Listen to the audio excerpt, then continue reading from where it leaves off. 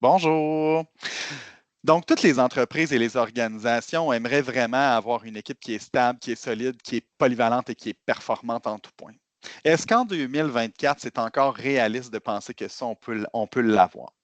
Donc, c'est un peu le sujet de notre capsule aujourd'hui parce qu'en tant que leader, vous savez très bien que la réalité du marché présentement rend le tout extrêmement complexe et ça rend ça difficile d'avoir un retour sur investissement sur tout ce qu'on met en place lorsqu'on reçoit des nouvelles ressources et lorsqu'on veut les former de manière polyvalente.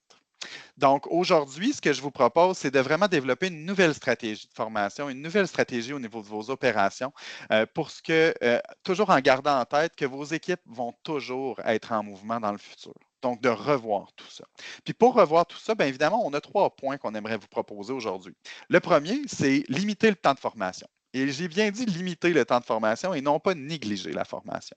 Donc, quand on dit limiter le temps de formation, c'est qu'on veut décortiquer, on veut mettre en bloc, on veut regrouper certaines tâches qui vous permettent d'être efficace dans votre formation et de mettre les employés en mode productivité, en mode production sur le plancher le plus rapidement possible et d'avoir un retour sur votre investissement. Une fois que le retour est reçu et que les acquis sont bien acquis, justement, bien, on peut passer à un autre bloc de formation et ainsi de suite. Donc, avec les employés qui restent avec nous et qui restent dans l'équipe le plus longtemps possible, bien évidemment, on pourra aller chercher un peu plus de polyvalence.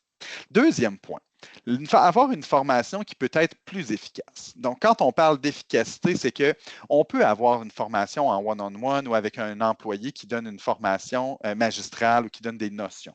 Maintenant, pour être un peu plus efficace, c'est certain qu'il y a des notions qui sont peut-être plus théoriques et qu'on peut très bien voir de façon autodidacte.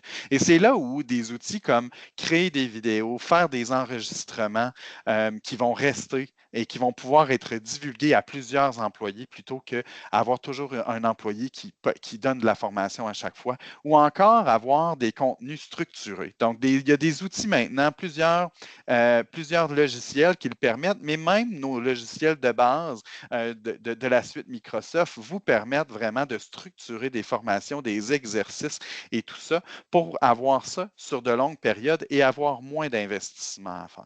Donc, ça, c'est notre deuxième point. Notre troisième point maintenant, c'est de documenter au maximum. Quand on dit documenter, c'est que de savoir qui fait quoi, quand, et d'être en mesure de remplacer les personnes si elles quittent, mais avec vraiment les notions qu'ils faisaient ou qu'elles faisaient dans l'entreprise. Donc, quand une personne sort de formation, on s'assure qu'elle documente réellement quelles sont ses tâches, quelles sont les tâches qui ont été apprises, quel est son créneau d'apprentissage.